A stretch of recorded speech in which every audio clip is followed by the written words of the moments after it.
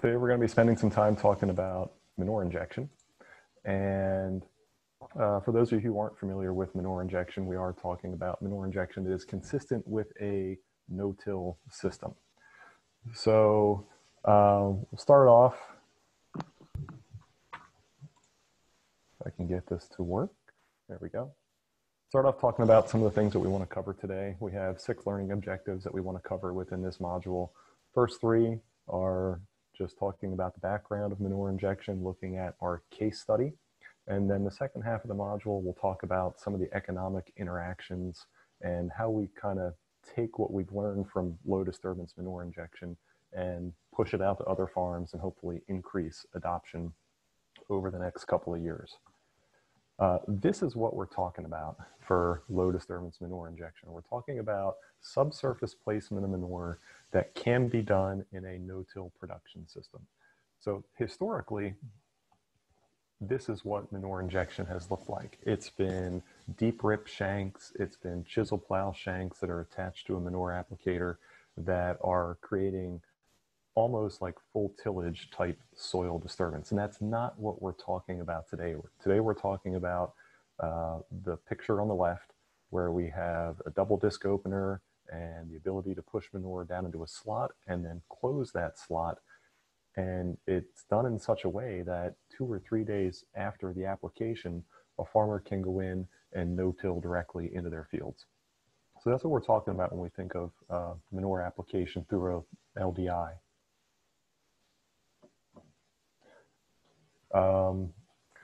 So just a follow up on 4R nutrient stewardship and a short background on that.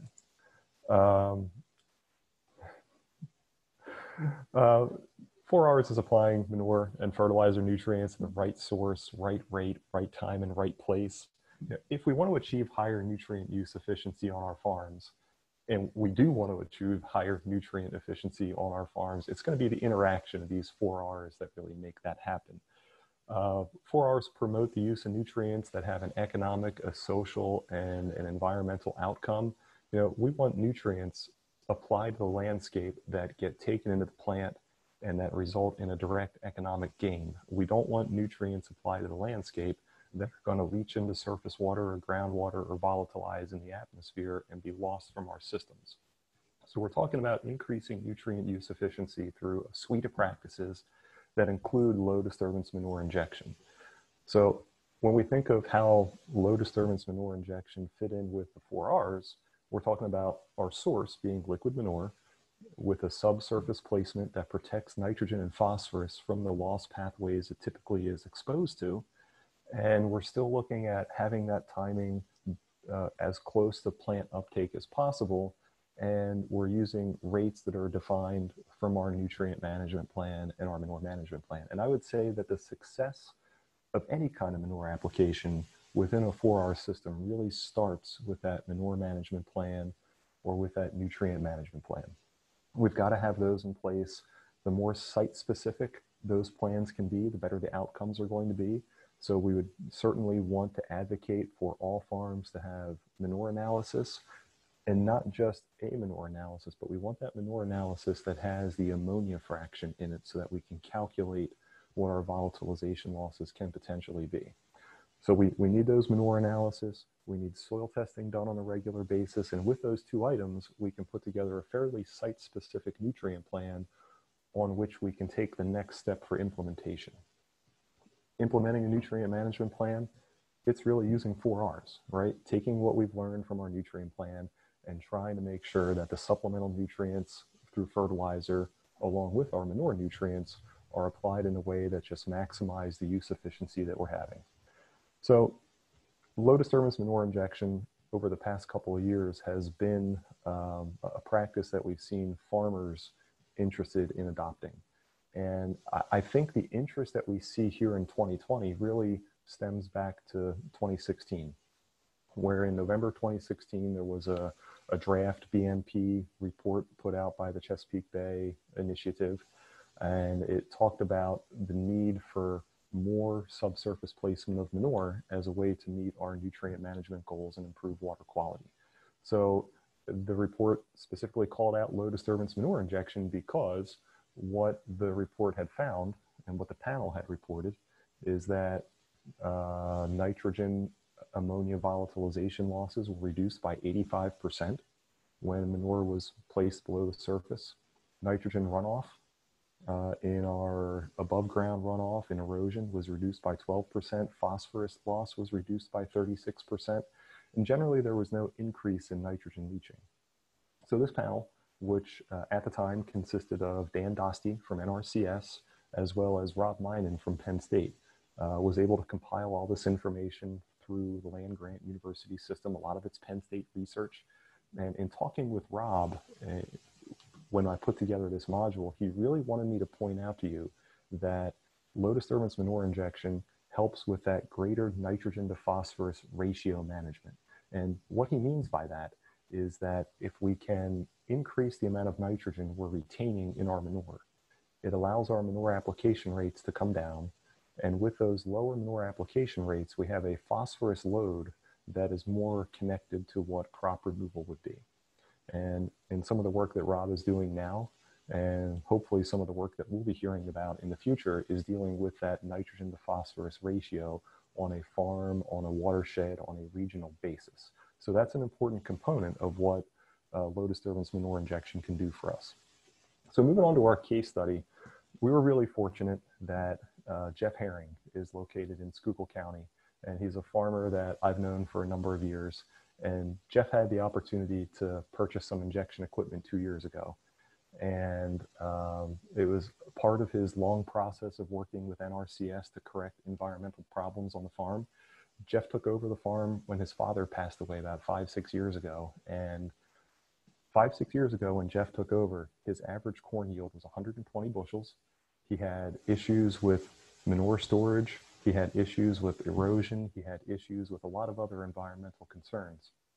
And through the relationship with the Schuylkill County NRCS office, particularly Marty Hetherington and Nancy Dutzko, Jeff was able to implement a whole host of practices that eventually led to his 2019 Conservation Farm of the Year in Schuylkill County. Jeff's not done yet. He's got other ideas. He has other things he wanted to do. But both Jeff and Nancy were nice enough to be in a video with us, kind of sharing some of Jeff's injection thoughts. And I want to play that for you now, and then we'll talk more about the video afterwards.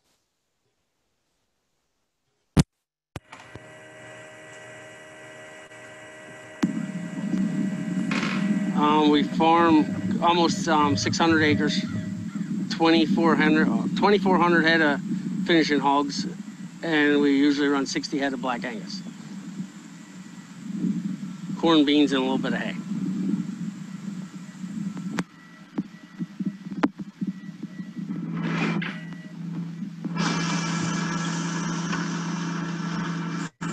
Well, Jeff is a beginning farmer, and he recently took over this operation from his dad. And prior to that, Jeff's dad had worked with the Conservation District in Schuylkill County and put in one of the first manure storages in the county. So Jeff had a familiarity with the Ag Center and knew that there was potential opportunity there for him. And when the farm transitioned, he was quick to put in an EQIP application because he knew he had a lot of conservation projects that he would like to take care of. There were a lot of things that he wanted to address, water quality, soil erosion, and projects like that. I always wanted to try manure injection to save money on nitrogen. And then we've been working with Nancy NRCS, and she got me hooked up in the CSP program. So that's where I got the money to buy it and put it on. So that's basically how it started, yeah. So I got plant cover crops, so many acres of cover crops, and injected manure, and then they give me a payment every year. So which I bought the injectors, and then half the value I got on tax credits from the REAP program, yeah. Jeff's CSP contract, as he mentions, he gets a payment every year. It's a 5-year program, and the payment isn't for the manure injector, but it's for the enhancement that the manure injector is part of, which is enhanced nutrient management, and that's just a component of it. So he's paid for implementing that practice, as well as his existing conservation that he has, basically the existing conservation and the addition of the extra practices that he's willing to do. So over time, that payment he's chosen to put towards the purchase of this equipment. And with NRCS funding, and as he mentioned, REAP funding, it's worked out very nicely for him to be able to afford this piece of equipment. So basically, it comes out the top through the flow meter, it regulates it down the pipes, but this disc here and here cuts the slot, and then the pipe shoots it in the ground, and these pinch it shut to hold the manure in. As far as maintenance, it's really only changing the front blades and bearings, probably every 1,000 acres maybe. That's pretty much it. It's pretty simple. I just have outrageous corn, and I only put 18 gallons of N on when I planted, and 3,500 gallons of this. So I saved 4 trailer loads of nitrogen, because we don't buy nothing no more. So we buy a little bit in spring, and that's it. A little bit of nitrogen.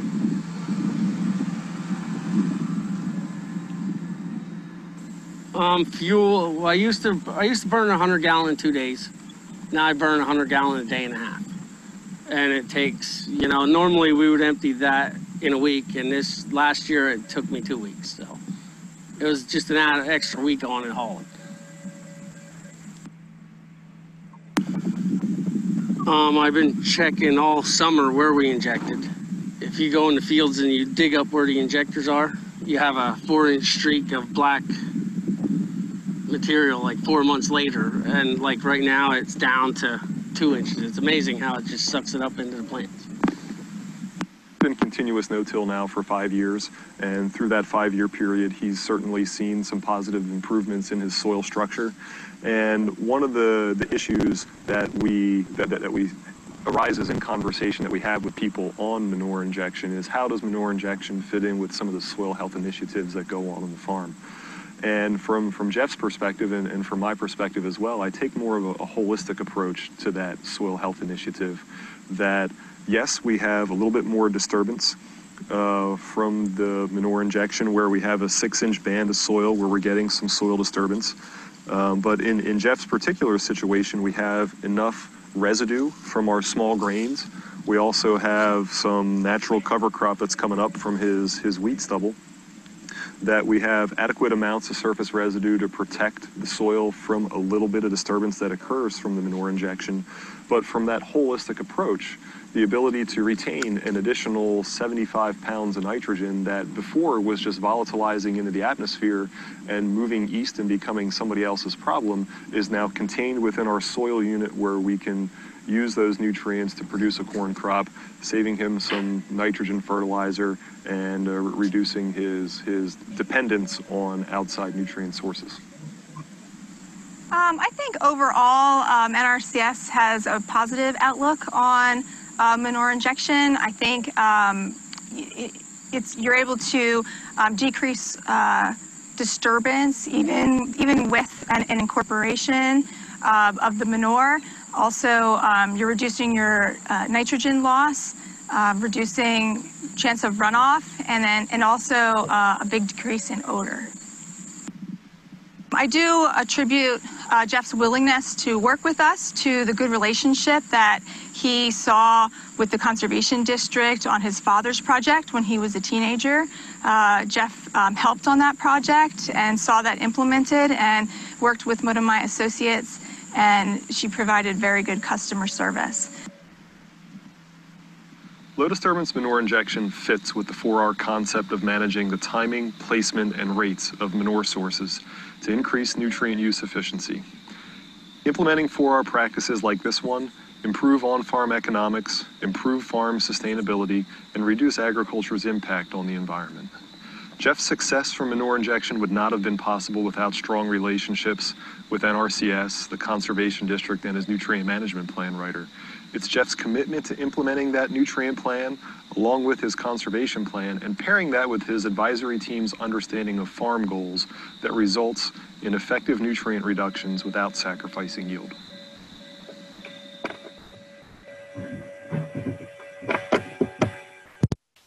So that is our video. And once again, I want to thank Jeff and I want to thank Nancy for being part of it. If the video came across a little grainy and you'd like to view it again, it is available as its own standalone video that you can download and view yourself, or you can share with other people within your organization. So again, thank you to both of them for their participation. After we had done the video, I went back up to Jeff's farm and I spent a half a day with him going through his cornfields, and we were doing yield checks from some of the different fertility trials he had worked on, and we were evaluating the practice of low disturbance manure injection. And there were a couple of agronomic observations I wanted to share with you. First one that was very interesting is that when you have injection slits every 30 inches across the field, sometimes your corn is lined up perfectly in between those injection slits, and sometimes it's off a little bit. But the plant will always favor root growth in the direction of the injection zone. And you can think of it almost like starter fertilizer. When somebody puts starter fertilizer on for their corn and you dig out those small plants, that you'll see an overabundance of roots centered around that fertilizer band. And this is the same concept where you're injecting manure in a thin band. Those roots are going to grow out and they're going to find it. And I think a good analogy that I could share with you is to think of it like financial investing, where you want to invest money and you want to get a return on your investment.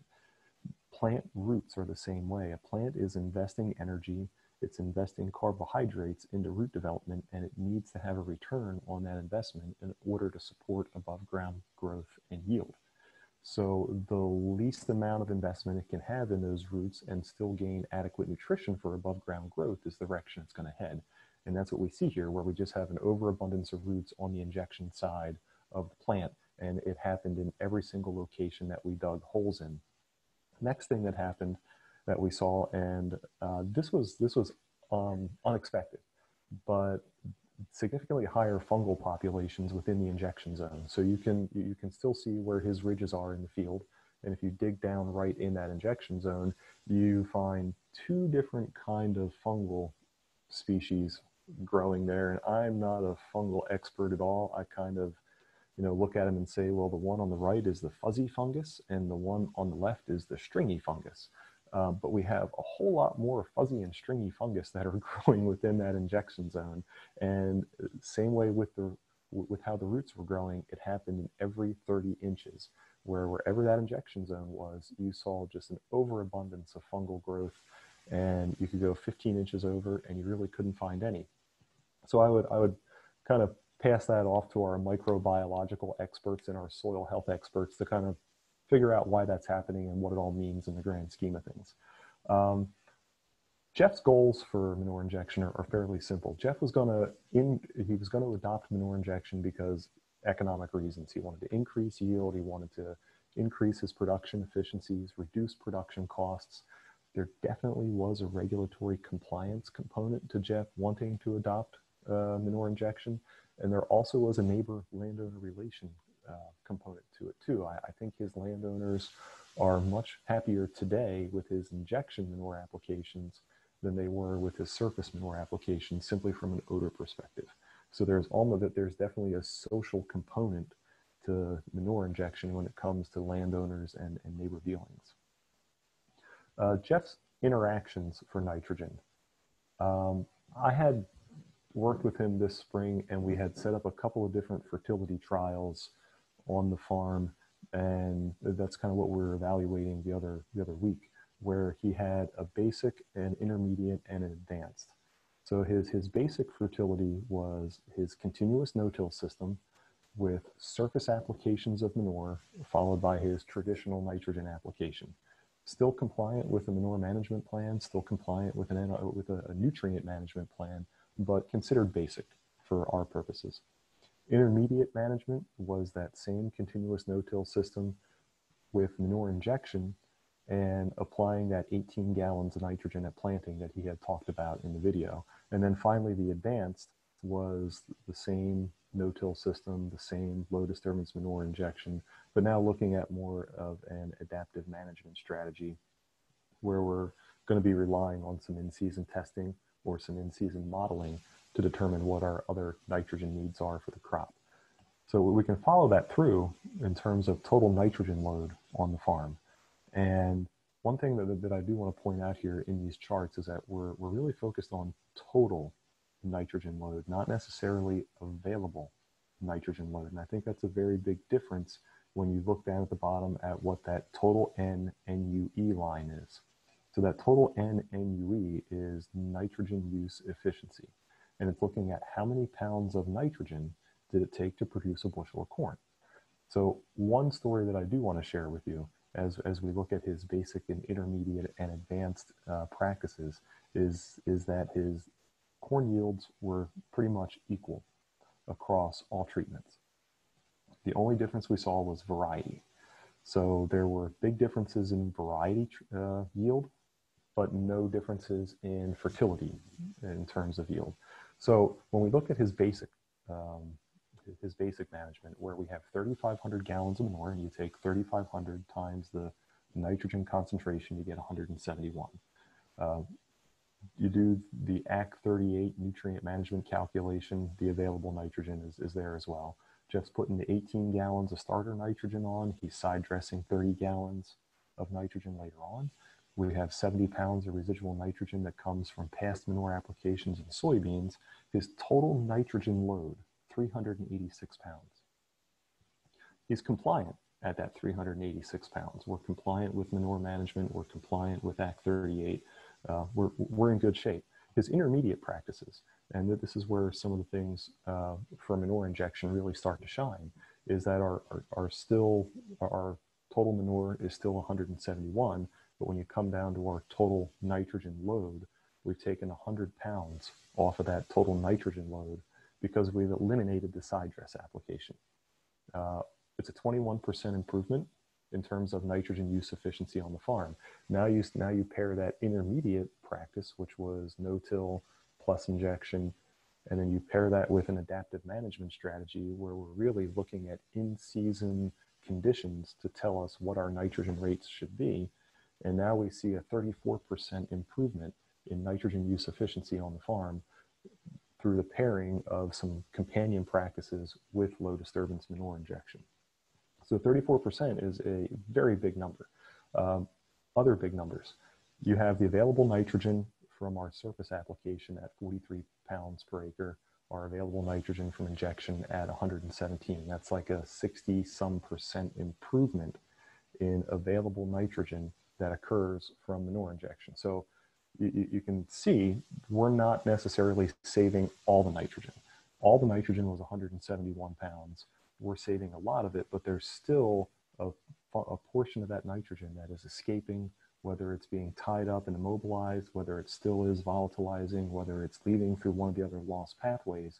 Manure injection is not stopping all of the nitrogen loss, but is significantly reducing the amount of nitrogen loss that's occurring on the farm. So 21 to 34% improvement in nitrogen use efficiency through the use of low disturbance manure injection. So Jeff's decision on adopting the low disturbance system was really based off of these four things. It was based off of the equipment cost. How much does it cost not only for the injector, but how much does it cost for the extra parts I'm going to need for my tractor? How much is maintenance going to cost me? How much is fuel? How much is extra labor all going to factor into that equipment and the cost of it, followed by the efficiency. How much can I save in eliminating a side dress application? How much can I save directly through reduced fertilizer practices? The complementary BMPs, if he's doing fall manure injection, we really need a cover crop there to help maximize the nitrogen retention from that injection. Do we need any kind of an adaptive management strategy that is a complementary BMP? So he's taking those three things and figuring out what total cost is going to be, and then he's looking at what I call sourced funding. And source funding is everything from a CSP contract to REAP to any other kind of grant opportunities that may be out there. And he's crunching all those things together and making his decision on whether injection was the right decision for him. So from a 4R perspective, right, we're looking at placement. When we move from surface application to LDI, we're really talking about an operational change. There's going to be a commitment there from the operator. It's going to take him more time to apply the manure. There's going to be an investment in the equipment. We think there's going to be a return on that investment in a lot of cases. The timing may change, it may not change. The rate is definitely going to change, and that goes back to that nitrogen to phosphorus management ratio. As we're retaining 65% more nitrogen, our application rates are going to go down. Jeff used to surface apply 6,000, now he's injecting 3,500. Allows him to cover an additional 70 acres of corn ground each year. And then the complementary BMPs, we've got to have that nutrient plan in place. The cover crops are really important for fall applied manures. Adaptive management strategies are very important for getting us to that right rate of supplemental fertilizer that's still needed in order to meet our yield goals. So we can put some economics on a Jeff situation, looking at that basic, intermediate, and advanced fertility trials that he had out this year. And we're going to take a few minutes and just kind of dissect this, where we're looking at total costs that would change based off of his manure practices. So things that are not going to change. Land rent's not going to change. Seed costs are not going to change. Herbicides, pesticides, that's not going to change. We're just looking at some of the variable costs that are going to change in production. So the basic there again was that surface application of manure. So we're not increasing costs in that one with our injector or our maintenance. We don't have increased labor and fuel. Our fertilizer, he put the 18 gallons on at planting. He side dressed 100 units of nitrogen when the corn was knee high. That was $59.46. That side dress application cost him $10. There was no cost for adaptive management. There's a slight regulatory compliance cost. His annual cost per acre for that traditional system, $70.50. Now you can take the same thing for the intermediate and the advanced. Our injector and maintenance over the course of a 5-year loan. So we're looking at 5-year loan period. Jeff takes out a loan for 5 years to purchase the injection equipment, and we're going to annualize the cost of that loan plus the money that it took to buy the injector, plus maintenance costs, plus modifications that he had to make to his tractor. And we're going to divide that over his 250 acres of injection per year, and then divide that by 5 years. And we get $45.55 as the per acre cost of injection through that initial 5-year loan period. There's some increased labor and fuel. You can see as we go from basic to advanced, the fertilizer costs go down significantly. The side dress cost gets eliminated, but the adaptive management cost comes in. So adaptive management, whether we're using a nitrogen modeling program or whether we're using some PSNTs or some other program, there is a cost to that adaptive management. And then regulatory compliance. The cost of that goes up. If we're going from a basic nutrient management plan to one that now is looking at site-specific phosphorus loss, that is maybe doing more on manure sampling, there's a slight increase in time that it takes to do that slight increase in cost. So the annual cost over that first 5 years, when he's purchasing the equipment and paying off that equipment, between the basic and the intermediate's actually a few dollars more expensive. But as soon as you pair that with an adaptive management strategy, now there's opportunity to reduce his costs by about $7 an acre per year over that first 5-year period. So here's a 4R practice that, if paired with the appropriate complementary practice, doesn't really cost him money, it pays him money through the implementation of the practice. I think we'd be remiss if we didn't talk about the sourced funding that Jeff gets, right? Because the thing that made Jeff feel the most confident about taking the leap between surface applications and injection was the ability to work with NRCS and to work with the REAP program to help offset the initial investment costs. His sourced funding comes out to about $42 an acre per year, when you figure in REAP and CSP. So now that takes his out-of-pocket costs during that loan payback period from $70 an acre for the intermediate practice down to 31. Right? That's a huge savings. That's a huge benefit for farms to adopt new practices if that sourced funding component is present. Once you get past that 5-year period and Jeff is no longer paying off the cost of his injector, he's simply in a maintenance program, the annual cost years 6 and moving forward go down significantly. So under the intermediate, $37 an acre, under the advanced, $28 an acre. So here's again, a 4R practice where once we get past that payback period of paying off the loan, we're saving anywhere from $30 to $40 an acre for that farmer through the low disturbance manure injection component.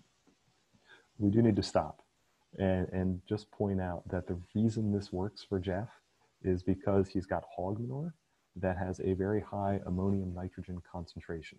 So as the wheels in your mind are turning and figuring out how can we help farmers implement more LDI, it's going to work more on farms that have high concentrations of ammonia.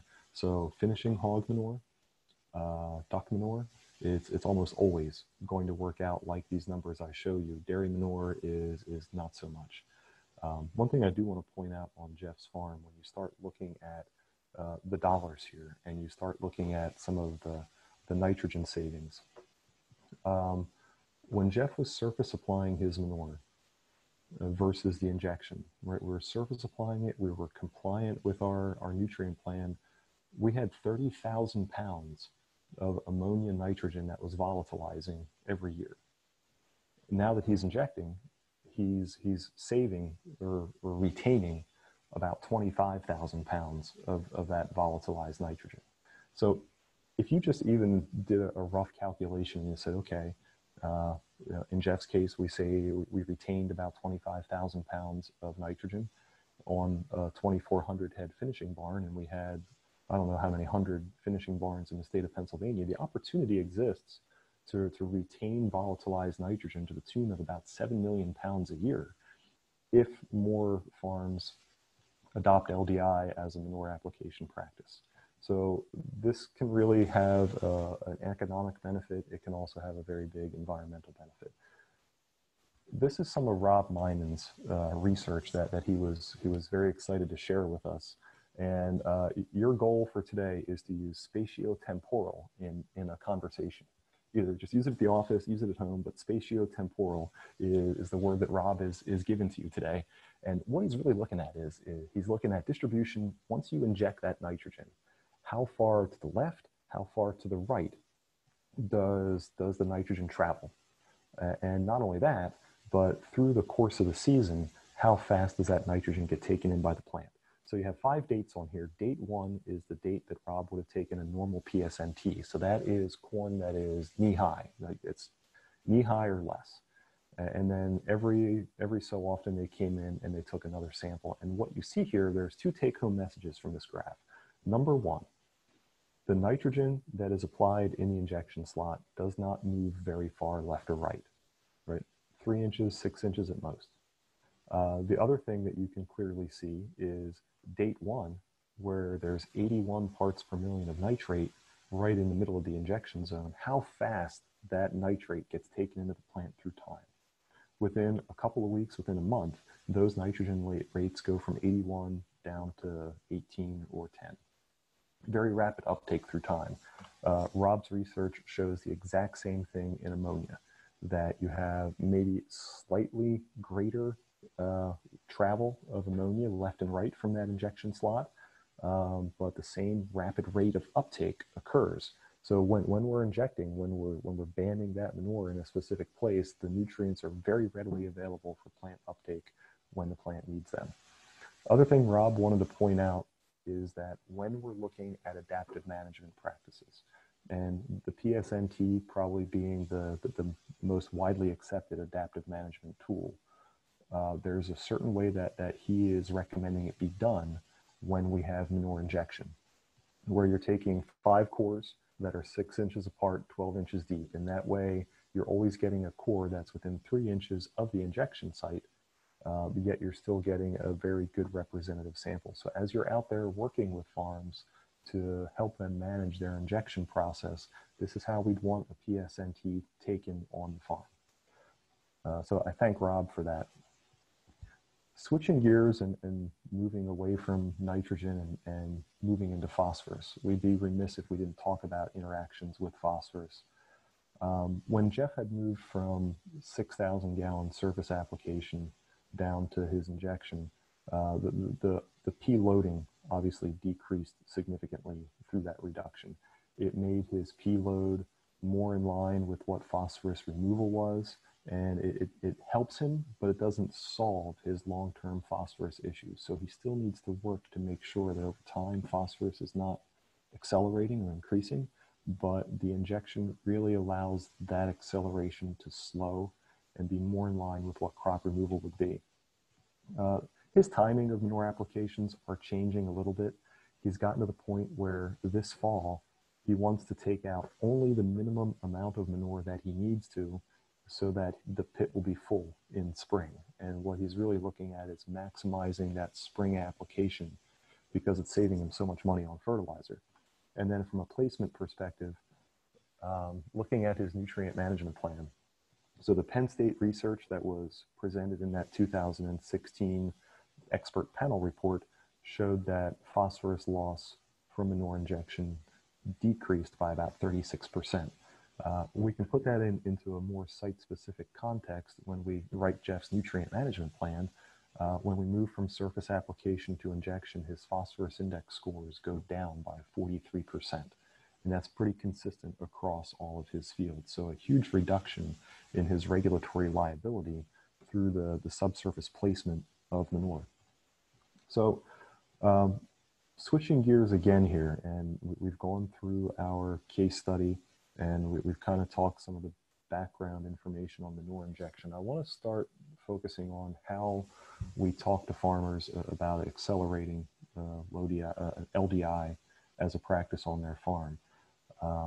It definitely starts with the good relationships and the dialogue between the farmer and the advisory team. You're part of that advisory team.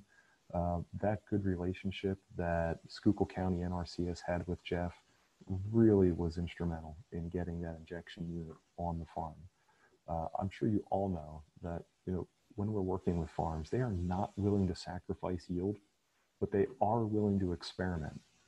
Most farmers think experimenting is fun, right? You can set up some strip trials, you can set up some other things, and as long as you can follow it through the year, they're willing to try a whole lot of things, and that really helps us sell conservation practices.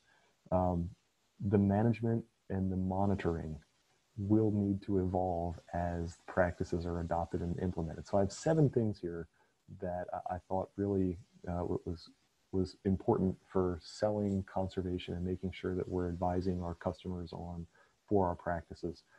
First one, understanding farm goals. That takes time, takes conversation, takes persistence. From a manure perspective, we need to understand the manure logistics. We need to understand the manure sources. If low disturbance injection is going to work on a farm, it's going to be because of that ammonia nitrogen concentration. So we can start by advocating to make sure we're getting that tested, and then we can move on to some other conversations. We want to be advising them on companion practices. LDI is great.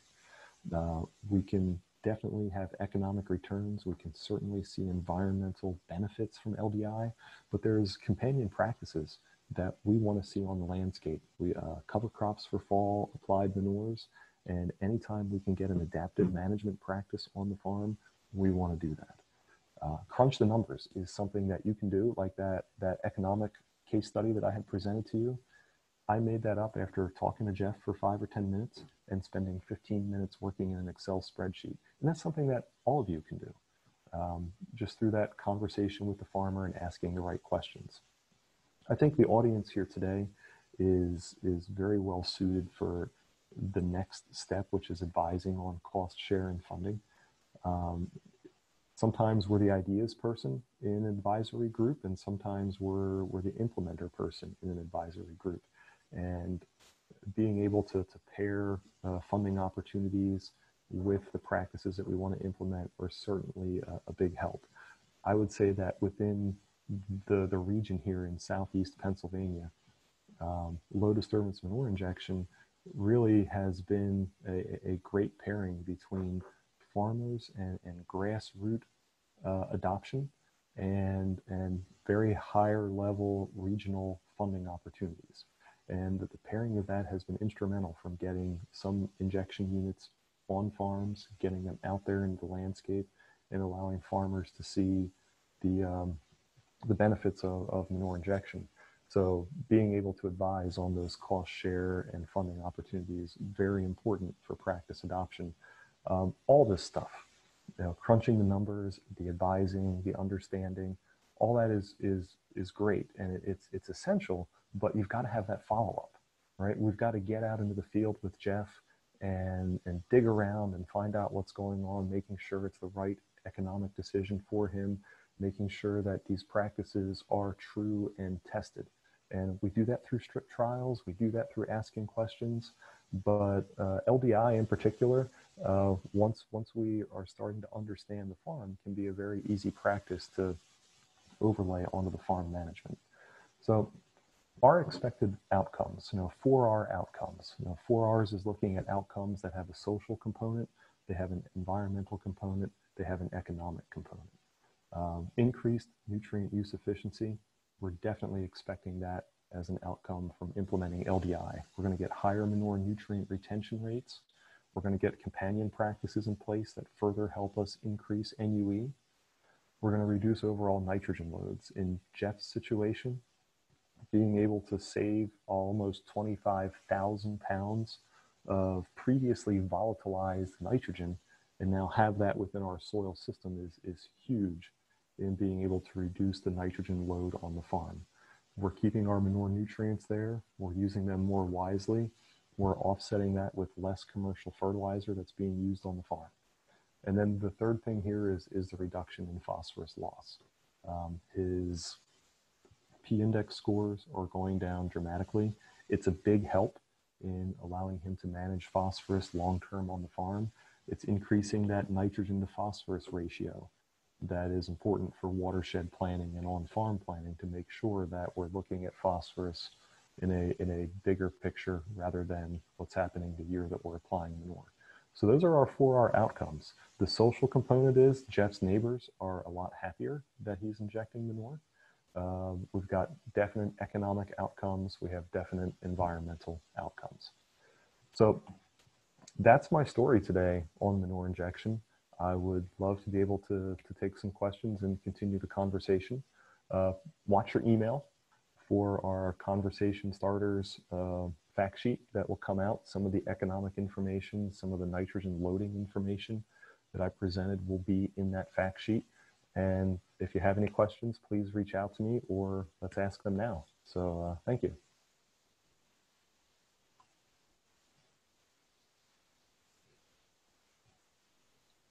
All right, well, thank you, Eric. And anyone can enter some questions in the chat box, or if you would prefer, you're welcome to raise your hand and we can call on you.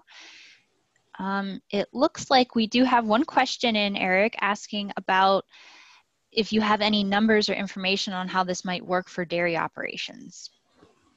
Yeah, Nick, thanks for the question. Nick's in Berks County, I'm in Berks County. We do have numbers on injection from farms in Berks County. Dairy farms are interesting, where that ammonia concentration in the manure is not always excessively high, where liquid duck manure, finishing hog manure, the ammonia concentration always is pretty high. Dairy manure, if we have under barn storages, if we have storages that have a lot of crust on top, the ammonia concentrations tend to be higher. Wherever we have operations with flush water or large lagoons with just a lot of rainwater collection, the numbers don't look as good. We did some internal calculations the other year for a number of our customers as we were talking to them about injection. So we have 5 or 6 dairy farms where we took their 5-year manure average and we looked at surface application versus injection, and we applied economics to those calculations. And it was, I won't say it was 50-50, but it was probably a little bit greater than 50% of those farms would see a benefit from injection. The other 40-some%, they just had too much dilution in their manure. So see a question on here about poultry litter. Any type of low disturbance for solid or poultry litter? Not that I've seen.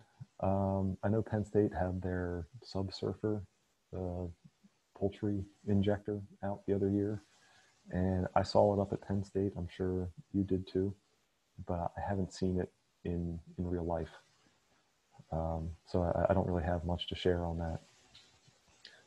Eric's question on does LDI have any impact on compaction issues?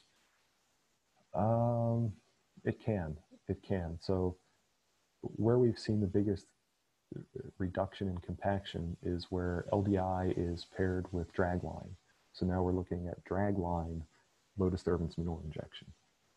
We've been able to see some reductions in compaction in those situations.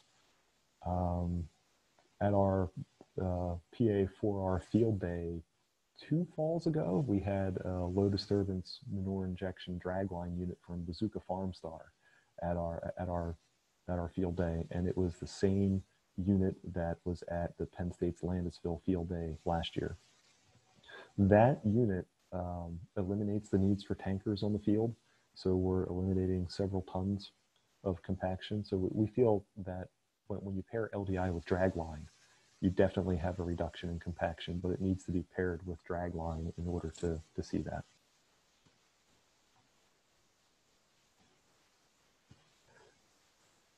So, any other questions? I'd be happy to answer now. If not, feel free to reach out to us at your own leisure and go from there. Oh, Carl, is this farm a long-term no-till scenario? It's about 5 years of no-till, so not exactly long-term, but moderate term maybe. You can definitely see changes in his soil structure. He has one field that he and I were in last week where it was pasture for 30 years, and then it was converted directly to corn. And so he has one field that maybe would qualify as long-term undisturbed soil. I think I see a little bit of difference in that field compared to his other fields. But still the same difference in fungal populations, where the fungal populations were off the chart within the injection zone and not very noticeable in between.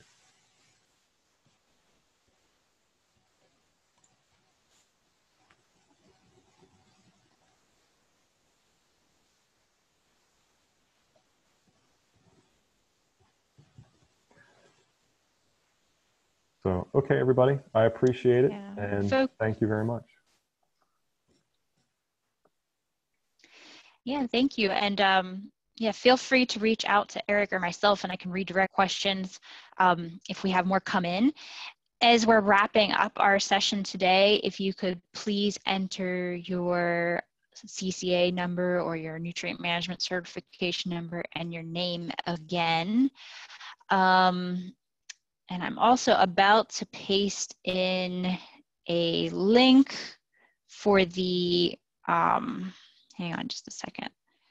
This is the Delaware quiz. So if you are seeking Delaware nutrient management credits, you can complete that quiz within 24 hours, and we'll also be sending a quick email following this session for everyone to link to that. And also, I wanted to give a quick plug for everyone to join our other nutrient management webinar sessions that are coming up this fall. So next Wednesday at same time, same place, 11 o'clock, we're gonna have a session with Dr. Charlie White from Penn State. And he's gonna be talking about managing nitrogen with cover crops, which is a really relevant Oh, Eric, I think you accidentally typed that to me, just as a heads up. So, but yeah, sorry about that. There was one other question that came in. It was, does low disturbance manure injection lead to any changes in Russell 2? And I've played around with Russell 2. I don't propose to be a Russell 2 expert, but when I do low disturbance manure injection within Russell 2, and then I go in and I look at what the criteria for that manure injection is, it's not the same as what we're talking about here, that whatever low disturbance manure injection Russell 2 has in there is just a whole lot more soil disturbance than what I think we're getting. But it, based off of our options in Russell 2 right now, we get slightly higher soil loss.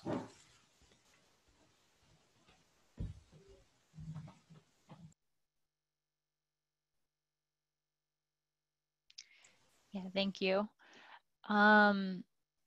Yeah, so we also have Eric presenting a third webinar on Wednesday, October 14th at 11 o'clock, and that session is going to be on upping your fertilizer game, how to management with the 4R. And you can register for them. I'm going to paste a link in the chat right now, and you can register for both of those, module 2 and 3. And we will be sending the recording out for this one. And if you are interested in those other ones and unable to join at that time, please still register, because then you'll get the recording link as well. All right. We'll keep on for a couple more minutes as people are entering their name and certification numbers. And we'll stay on in case there's any other questions coming in. But thank you all for joining us today. We really appreciate your time out of your busy schedules and hope that you found this valuable.